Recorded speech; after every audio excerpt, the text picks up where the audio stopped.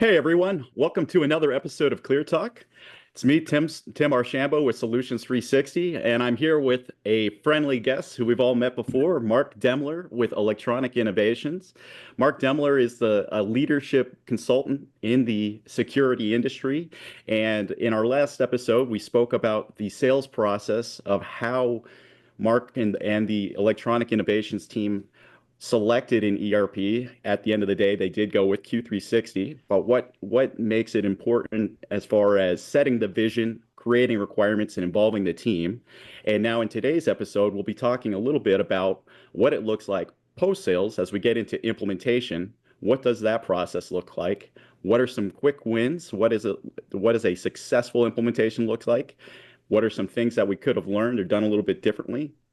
And then at the end of the day, what makes it different than anybody else? So, Mark, we're very excited to have you today on our Clear Talk. Um, I guess first off, you've always talked about how we need to prepare and really have a clear vision. How did you prepare for the implementation side of Q360? Good. I'm glad you asked that topic because of the three things that are the most critical to success on the day of go live and down the road beyond that. Preparation is number one.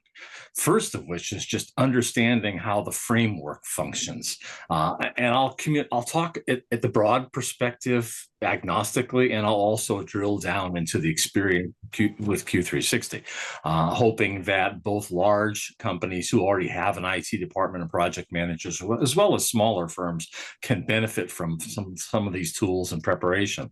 But one of the greatest benefits of working with the Solutions 360 team is you have an incredibly rich group of resources. There's a shared drive that'll be established with any customer for a product rollout. It'll be established at the very beginning, and in there is a cadence, a schedule, tools that you will need, ways to communicate, ways to collaborate, more importantly, as well as how you build and clean up your database. And I want to call that out right up front for a reason, because to Q360's, to Solution 360's credit, this is something that doesn't exist with 90% of the other companies. I've done ERP installations and integrations with Sage. I've done them with Salesforce. I've done them with security industry specific software. I've done them with construction industry software. Half the time, you're buying a product out of the box. Here's the box, go open it up, let us know if you need anything. I mean, it can almost be that sterile. You guys have this all mapped out. So if you don't have an IT team, and if you have never done an ERP installation and turn up before, you will walk the client staff through this. So first of which is, yes, you've got to prepare, but B, don't be afraid. You know exactly what you'll need to do, and you'll know when you need to do it. But let's segue directly into the preparation process. The most urgent is your database. You've got to recognize no ERP provider can come in and clean up your database, format your database in a way that can be transitioned into their software that's useful for you. You know how your data is used. And many people expect that when they walk in the door with a company like Solutions 360, let us know when it's ready, guys. I mean, literally, I've had clients do that. Just let us know when to start using the new software. Well, wait a minute. Mm-hmm. Especially smaller companies, when you may not have the discipline in your software, and you don't have maybe an internal IS information systems team, people will all enter their data and use it the way they want to. So your people in purchasing may configure data about customers and vendors one way. Your folks in accounts receivable may configure it a different way. You may even be coming from several software platforms. In our case, in the EI implementation, Electronic Innovations, we had all of our finance and accounting in QuickBooks, and we had all of our operational work in a different software that was designed for service and operations, and a third in spreadsheets for managing projects. That essentially ended up with three completely different databases where the data was configured completely differently between the customer. The customer names were organized and spelled differently, the addresses were formatted differently, and the data was disparate. And I don't think that's unusual in small to medium and even some large companies I've talked to. So you have to think that through and work with the Solutions 360 team, with the business analysts. What does this need to look like at the end? And they've got a format for that. They can tell you the day out the gate what your data's got to look like when you're finished. You've got to dedicate the time to organizing it that way. In our case, we again had 3-4 different sources of truth. At the end of the day, you're going to load one source of truth. So which formatting is going to be your accepted standard? What discipline are you going to adopt within your organization? It can come all the way down to simple things like, ultimately, if you're going to make a mailing list out of this, do you want to subscribe to the post office standards for addresses? Is street ST period, STR, STREET? It can be things as simple as that. Think strategically down the road. What are you going to do with the data tomorrow? Not just how do I get through this today. Think about other things your organization may be doing. And if you're in a steady state, and you're not looking at large growth spurts, you may not have a marketing angle to this, and you may not be worried about some of these things. But just to get a single similar set of data sets is going to be critical. So we spent a lot of time managing and manipulating the data. This isn't just about customers. This is about information that's going to be imported. You got projects that are in flight the day you're going to go live. So data on those projects, expenditures, purchases, payroll is all going to be imported. So you've got history of those projects when you go live. That may come from several data sources. And I'm curious, Mark. So it sounds like you've got all these different software tools. A lot of the partners that we work with come from a very similar background, and it makes it sound like it's really like this etch-a-sketch opportunity. If you've got, like you said, you've got street spelt out in one database, you have ST in another, you might be finding trouble reconciling information between system to system. But now, when everyone's got a single source of truth, it makes it a little bit easier to find the right customer, the right part, the right whatever you need. And then as far as the history, what were some of the most important pieces of historical data that you needed to take over into Q360? Sure. The number one important piece is anything that's in flight today. I use the example of projects. Anything that is going to be halfway completed when you make that move to the new system. The outstanding invoices that haven't been paid, so your AR is going to be in there. Your purchases through your vendor system are going to go in, because you've got purchase orders in flight for which an invoice is going to come in 3 weeks, and it's going to you ordered in the old system and it's going to be paid in the new system. Anybody who's in the financial side who's listening to this is like fingernails on the chalkboard, because everything gets out of sync. You guys have got processes to manage all of that. You have load sheets that will contain all that historic data that will easily transition in. So you will be working out of 2 systems for a while. The legacy system will be your history reserve for some of the really detailed data, but the overall values, like the value of an invoice or the non-granular data of a purchase order, will all be transitioned over. So the majority of what you need is going to be in the new system the day you go live. And there's an art form to that, and there's a data discipline to that piece as well. You need to sit down and be very clear on what you want to carry over. We originally felt we wanted to carry all our service history over. That's really important to running a service-based company that deals with the same customer base over and over and over again. And that is capable with Q360. You absolutely can do that. And it's formatted and it's organized in a way you can bring that in. Ultimately, that was one of those things we went back and thought over. I created the load sheets, and the service team put together the last 6,000 service tickets to bring them into the system. And we looked at that and said, do we really want that history cluttering things up? It had some negative connotations. We were going to keep the old legacy system as a resource for a year. So we recognized, as long as we're keeping it, let's do a fresh start and move forward to the extent that that's historical reference. We're going to have that available anyway. And that work serves us well today. I'm glad we made that decision. I have done changes where we have imported tons of history, and it has been awkward. So I think we made the right decision this time. So you found it to be a good best practice to keep a backup of your existing system, so you have that historical data without having to clutter Q360. Yes. Yeah. So you still For had like a transition time, it sounds For like. the first 90 days, we agreed to keep the existing legacy system running. We're going to extend that to 6 months. At that point in time, we are going to just, again, extract, like you said, extract a library copy that we can just work off for the following year. And then after that, you built enough history, you don't need it. But being a construction type of firm, EI has a lot of projects that are open for a year and a half. So that different, say, like from an alarm company where most of the work you do ends fairly quickly within a matter of days and weeks instead of years. So that affected our decision to keep access to the prior history a little longer than I might if we were dealing with an alarm company or a shorter term construction or service-based company. Yeah. Absolutely. Yeah.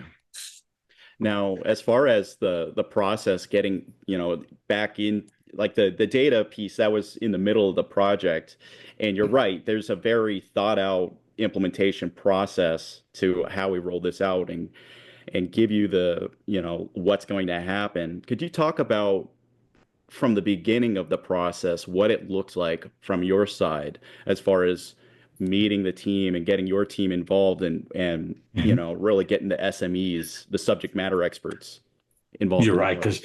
because all of our discussion to moment is how we look at things from the project manager's perspective. But let's drill that down. You're very good to another level. I would hope that, especially in a smaller to medium-sized company, the folks that you engage to work with the purchasing process are the subject matter experts. Because at the end of the day, they were the best people to coach and counsel and put together to make this initial decision. In our case, which isn't always the case. And in the case of electronic innovations, those SMEs were the same people who stayed with us all the way through the implementation process. So the beauty was they already knew what they were getting into. The other side of that coin was I already knew as an outside project manager the personalities I had to deal with. I knew who was going to be resistant to change. I knew who was the champion of the process. I knew who was sitting on the fence. I also knew who we were likely to lose because they were so entrenched. So as a PM, about 30% of this job is psychology, and you've got to learn the team you're working with. If you're an inside employee, you'll already know that. But if you're coming in from the outside, it's part of my reason why I bring them into the purchase process. A, I want folks to own that. And B, I want to understand the people I'm dealing with better so I can help on the personal side, coach them and counsel them through the implementation process. Smaller companies, people are doing multiple tasks, just as typical in this organization. Each person wears 2 to 3 hats. The purchasing person is also the warehouse person, is also the inventory person, is also the shipping person. The payroll person is also AP and expenses and other things. So as you go through the training, the exercises, and the knowledge base they've got to pick up, each person has to learn exponentially more in a small company. So you, as a project manager, have to tailor the timing, the support, and the resources, and sometimes throttle your people in their expectations up and down based upon an employee who already has 3 jobs and who is now learning 3 new jobs and still has to get those 3 jobs done on a daily basis. And I feel, having worked with very large companies as well as small, the impact upon their work life is much harder. I won't say harder, much more extensive when you're doing an implementation with a smaller company of, say, under 80 employees. The PM's got to be very diplomatic, very understanding, and needs to spend time sharing the end state vision so all of the SMEs see value in this. Yeah, absolutely. And you're absolutely right when you say it's important to understand the personalities that you're working with as we're going through this project. And, a lot of obstacles can be avoided. You've got people that may feel threatened by this that could put the project at risk, that are going to be working against you. So understanding those kind of red flags, or knowing who's going to be your champion and want to know a little bit of everything, and that's going to help work with you. Those are big pieces there. And then There's one more personality I like to speak to, if I could, just I'd love detour to just hear a it. second. And it's a Yeah. big part of this component with smaller organizations. How do you work with the senior executive of the organization? You're quite often dealing with an owner directly. You've usually dealt with the owner on the sales side in advance. and you've got a PM now who's working with an owner. Sometimes it's a benefit to be from the outside because you don't get involved in the office politics, but sometimes you're an insider, and you're going to have owners fall into two different categories. Owners, especially if they started the company, are very entrepreneurial. They like to be involved in the things that go on in their organization, especially new stuff, and they may be looking over your shoulder in every aspect of this. Nothing wrong with that. That's one handling behavior. The other behavior is the owner who says, you're the expert. This is why I'm paying you. It's your job to get it done, and you're accountable for completion, and takes a hands-off approach and wants to see when the project's done. And that's two really different considerations. If you've got the hands-off approach, just be aware, once things go live, they will want changes when they start opening the hood and looking at things. So make sure, as the project manager, you have made your provider, your team and your PM, aware that this exists. So we reserve some hours for changes that normally are handled earlier in the game by the SMEs, because again, entrepreneurs, being very entrepreneurial, will want their own slant to things, whether it's how a form looks, whether it's how a process is handled. Just be open to change post go live as a project manager, and manage that side channel that's going to go on. As much as an owner may say take a hands-off approach, I recommend you have regular briefings with them so they have a comfort level for where the project is going. You may not want to take them into the weeds, but an entrepreneur is really sitting back, biting his tongue if he says, I'll let you do this, I'm standing back, you're the expert. I always will keep them briefed, even if it's just 5-10 minutes once a week on the progress and how things is going, or where I need them maybe to help me move the more reluctant people along, because quite often they can be an advocate in a soft way, as long as you know that's going to be approached in a positive way. For the owner who's very involved, that's great. You're getting your feedback as you go, and you know how to deal with that as a PM because you know how to balance multiple priorities and input. So either way works. Just don't be blindsided. Identify that early on. Yeah. So a good practice would be to have touch base with the owner, the champion, the executive sponsor of the project, between the project manager, frequent updates of what's happening, where we're getting value, and just, that we are, as we're going through this process. Yeah.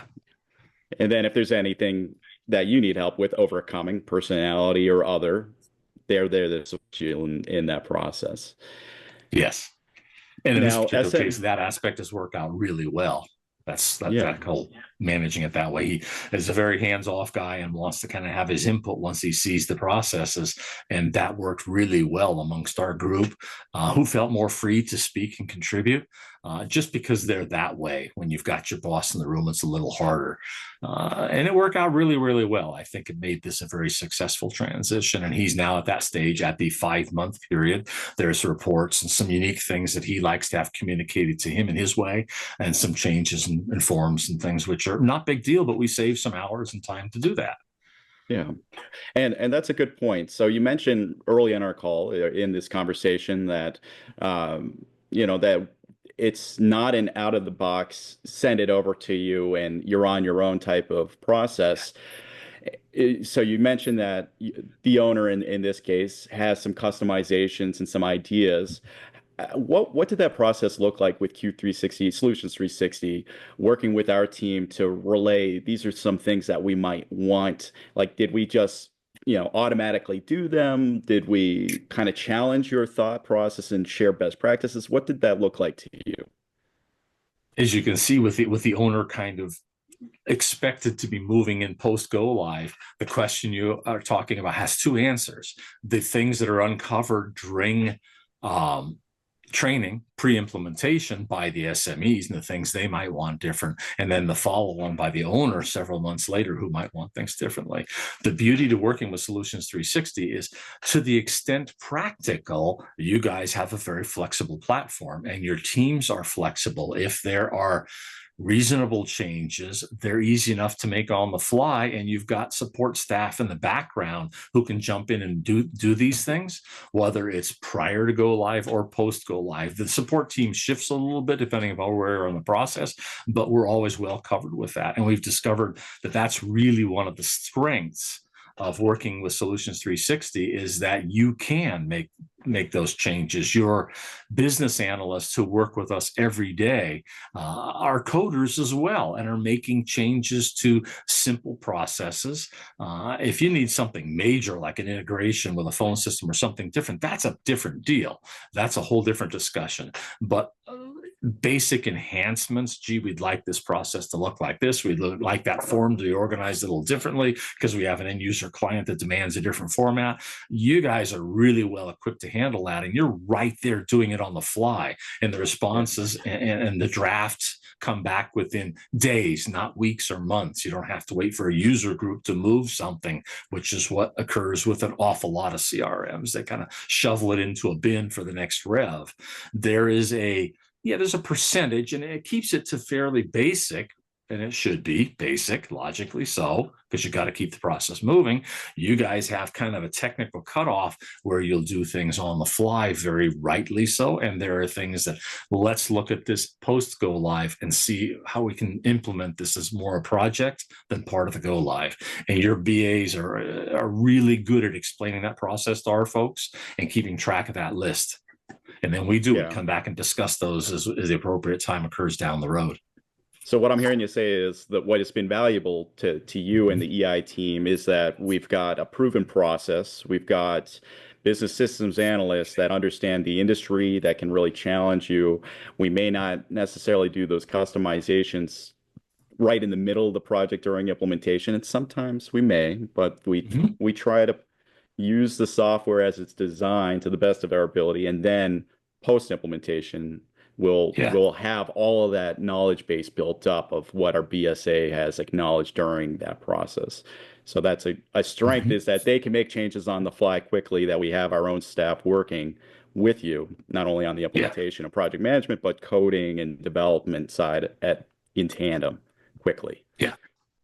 Now, one of the things we haven't talked about that fits and aligns with this is, we've talked about this from the project and the software perspective. Certainly, Solutions 360 is much more than that. Software is a tool for change with your clients, and you've got an incredible team of consultants on the Navigate side that can work with your customers every step of the way for business process improvement. And often the things that a client is seeing as software changes or improvement spill over into, well, let's look at the process behind that and see if the change is appropriate or if best practices should dictate this. And your Navigate team works from soup to nuts with a customer to evaluate their entire business practice, from their financials to their sales to their marketing to their process improvement, whether it's applying really broad tools like Six Sigma or some other things. If the client that we're looking at here has purchased that as part of their deal, that's a very, very important piece of this as well. And that has its own very robust set of support and background and tools that I don't want to give the short shrift as we're talking about this more from a technical project perspective. That's really a critical resource. Yeah. So that it's more than just software that we're getting into. Yeah. It's software, but it's also consulting and business process to give you a business platform, not necessarily a software, not necessarily standalone consulting, but a business operational platform. Now, that's a great strength. I agree with you that Solutions 360's offer. Now, on the flip side, what are some weaknesses that you noticed in the process, or things that could have been even more better, if anything? There's very little that I would strive to change about this. Your team knows how to work with folks. There are places, certainly, we didn't agree. There are places, PMs, we butted heads. But at the end of the day, there's a lot of trust both ways.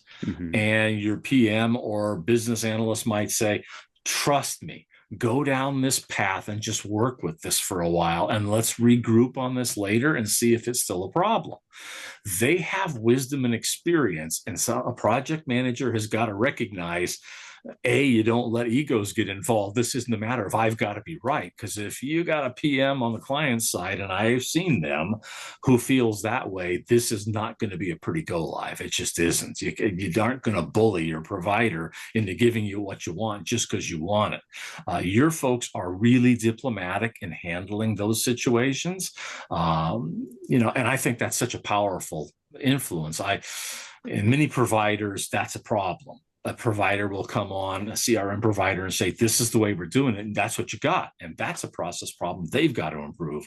And I've dealt with that in the past before, but your guys are really good at this. Now, I organizationally, the human part of it, the technological part of it, I think is excellent. Some of the product is, especially if you're in the U.S., is Canadian speak. So from a tongue-in-cheek perspective, Americans have to get used to that, and that causes a little ripple among the SMEs because it is what it is. Some things can be changed because you can modify titles as a project administrator, and some things are more along the lines of what that term mean. So you'll go through some of that, and we kind of laugh about that and have fun with that together. Oh, you Americans, oh, you Canucks. And that's kind of the camaraderie you develop. And that's part of the pleasure of working with the team. I think our team genuinely likes all of the people in the Solutions 360 team that they have worked with. There's a tremendous resonance there. And that makes everything else easy, because especially at the point we butt heads, your folks will very quickly step back and say, let me think about this. Let me put myself in their place. There's a reason they're really firm about this. Okay. I've lived in your head for a few minutes. I understand why you need this. Let me go back and see what it's going to take to do that. Or let me see if I have an alternative for you. Can we meet tomorrow on that? That doesn't happen with a lot of providers, Tim. And again, that's where you guys get huge marks, positive marks, that is, and make this a very enjoyable experience for all. No, I can't think of anything that I would say, you got to go do this. Little tweaks and things like that happen with any product or any process, but nothing that's going to be a showstopper for a project manager or an SME team. I think also understanding how the process is, while we're talking about process, while you're getting ready for go live in the customer's operation, you got several things going at once. And as a project manager, you need to be realistic about how you want these airplanes to be flying and what formation they're in.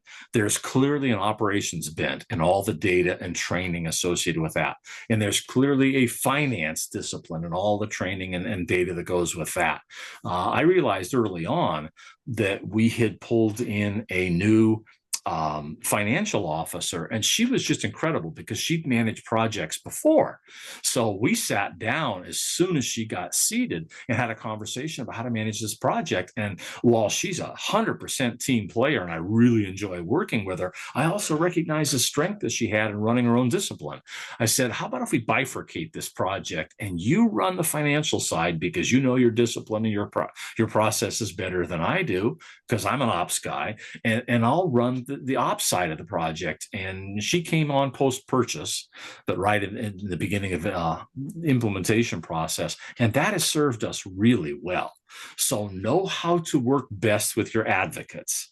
And that makes your job as a PM a lot easier, because you can focus on the things you need to be involved with. And to this day, that was one of the best decisions she and I made. We're great partners in that respect. You got sales in there too, because while you're working on data, one of the things you have to prepare for go live is you've got to get your leads and your opportunities and things into the system, so the day you throw the switch, you're ready to continue in your sales. That's not necessarily load sheets and data transfer. That's sales reps in advance typing in the leads they're working on, the opportunities they have open, and starting the funnel in preparation for go live. So as a PM, while you're talking about training, which will be close to our last topic, make sure you're not including, there needs to be some manual data entry going on within the sales team all the way in the two weeks, maybe 3 weeks prior to go live. And you need to sequence that properly, or you're not going to be ready when you throw the switch. And the reason for doing it manually versus pulling it over, is it because you want to make sure that it's active opportunities that are real opportunities, or is there another reason that there's another reason. And it's Yeah. very I don't know what the word is, but yes, this is another reason. I want the sales reps to engage early on as part of the training process. It's my secret. Haha, gotcha. Sales reps are always too busy to go through training and too busy to do exercises and too busy to, okay, and they're out there making money and selling stuff. And, administration is generally not a sales rep strong point, paperwork and data, etc. So this is a way to get them to start using the system so that by the time you go live, they're believers. Yeah. So this is where you drill it down to the frontline level and have the sales reps building that backlog in the system of opportunities. And I agree with you. That's a great tip to getting the salespeople engaged in the implementation early, so it's not last minute trying to cram everything in, and you've got everything's ready well in advance that way. So leading into training, how was training done for all of your subject matter experts? And how did you stay on top of everybody to ensure that we are learning the system correctly, so that way when we went live, it's a non-disturbance? That's a fun part of working with a smaller company is that, as I said before, you've got SMEs that wear multiple hats. So when you turn to say, okay, you've got this tier of subject matter experts you have to train, and then you've got the frontline employees you have to train. In a smaller company, they're quite often one and the same. So that made the training curve here very one layer as opposed to a slightly larger company that may have more. And I still have technicians and project people and everybody else we had to train and the sales reps below the sales manager. But it was easier for us because we were able to go through the whole process with the SMEs and have them up to level for expertise early on, and then be able to focus on the remaining employees, the field staff and the sales reps. And that gave us more time to do that. So that's part of planning your resources when it comes to training and planning your timing and how you're going to execute. Understand very clearly from the outset who needs to attend what. Training for the SMEs is really powerful because you go through 3 layers of interaction with your team. And so they're hearing it once when you go through the business analysis, the overview of how their discipline works within Q360. Then you go through the SME sessions where they hear it again. Then you go through the actual BA and approval sessions where they hear a lot of the same processes and actually do it on screen in front of your staff a third time, and then you provide exercises to them. And this is where the wheels start to wobble. Everybody's busy, and because they've gone over 3 months through 3 sessions, they kind of think they know it all. That's just human nature, but you need the muscle memory. You need them to perform the processes. You need them to create the POs. You need them to process the payroll, et cetera, et cetera. So you have a rich set of exercises to perform. And that became one of the problems we had, is getting people to push back while they're at their workstations and do those exercises. We monitor those. We can look in the background and see if they're successful, they're tested. And that's where we started to have issues of getting people to dedicate time. So a tip to project managers, especially in smaller companies, we set up a dedicated workstation in a quiet room away from the desk, and we schedule people 45 minutes a week for 45 minutes a day for 3 weeks at that workstation, one at a time, to go through the different exercises. And that way we had documented everything they did, and we could review their work as PMs and as the owner and kind of see how they were progressing through to gaining the muscle memory and the qualifications to do the job, work with the software. That was very successful. We just had to get people away from their desks. So you created a workspace that was specifically for testing. So it wasn't like you're not trying to multitask on the same workspace between your regular work and then switching over to Q360 testing and then losing your spot when you see an email. You're just fully all in on the training sessions. So no phones, no other software running. It's just the Q360 portal, and that's all that was there. Yeah. They had to sign in and sign out electronically. So we developed the discipline of, this is your training time. You've got 1 o'clock to 1:45. And as soon as everybody adapted to that, it worked really well. They had to rearrange and reprioritize their own days, but that's part of being a professional. Absolutely. That in itself was a good exercise too, by the way. The what was? Talking them through prioritizing their days and setting a schedule. And that was something in a smaller company that doesn't always happen. People tend to firefight. They run from this to that, to that, to that. This was an exercise of you're giving up that 45 hours, figure out how to work your day around that in a disciplined, scheduled manner. So we actually used that as a way to help teach additional efficiency skills to our staff instead of being firefighters. Absolutely. So that was a productive exercise, and they gained the expertise they needed. So, yeah. So it sounds like, obviously what you had done in our last podcast, talking about having a clear vision with the requirements, bringing in the SMEs early and often, very helpful, led into this implementation where we got SMEs that somewhat understand the software to begin with, but also they had been brought in early and had buy-in for this implementation. And then setting up a clear workspace for them to do their work that's unique to Q360, getting the right data cleaned up and set up for success in the new system. That was obviously important. And then, I guess the ownership involvement, keeping leadership involved and debriefed in what's going on. Those were key successes that we saw in your implementation. Is there anything else that you'd like to add to the success of the rollout?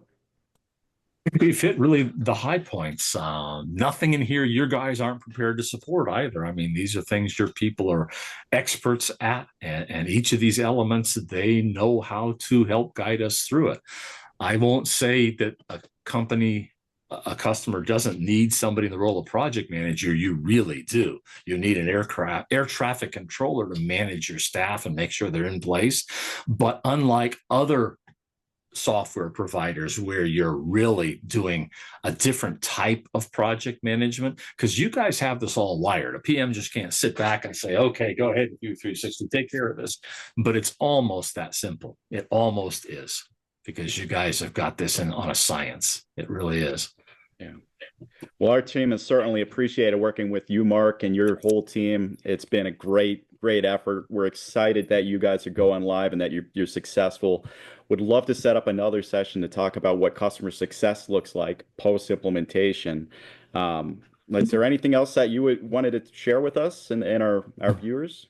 No, I think we're good. I was really and still am, because working through the post go live, I've really been blessed with having some great subject matter experts. This team has got a group that has an incredible heart. Owner of the company has an incredible amount of trust and faith, and expects people to do what they're assigned to do. And the people all have ownership over their tasks and responsibilities. And that made this part of my role really, really easy. I enjoyed working with the staff that I was entrusted with. Again, I've done a number of these. Each of them has their own challenges and their own joys. And I will tell you, by far, the joys of working with the electronic innovations team and your team far outweigh any of the challenges. This was a very productive experience, an extraordinarily positive experience, and the adventure continues. And I'm really looking forward to sharing some of the post-go live tips and how support in the first 90 days and 6 months works, and some of the hints and tricks to help people leverage those benefits really well. So this has been a lot of fun. I look forward to the third section. I thank you for inviting me back, Tim. Absolutely, Mark. As always, great to see you. Thank you again for all the feedback. I'm sure our viewers will get a lot out of this, and our own team will really love to understand what that process looks like and what it means to you. So thank you for your time and your partnership, as always. Looking forward to seeing you on the next episode, Mark.